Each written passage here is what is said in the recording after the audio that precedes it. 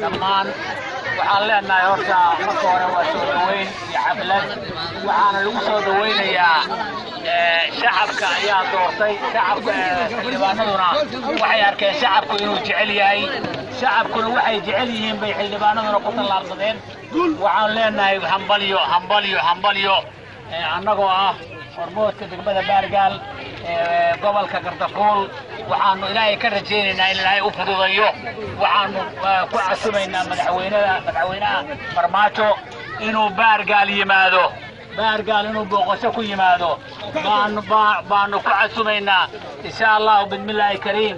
wala joodan guul khaasatan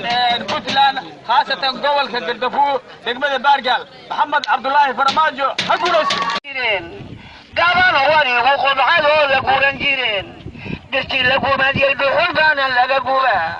دشتي لقوما دي دخول بانا لقوبا ايش انا وقف سبانين عرب لقي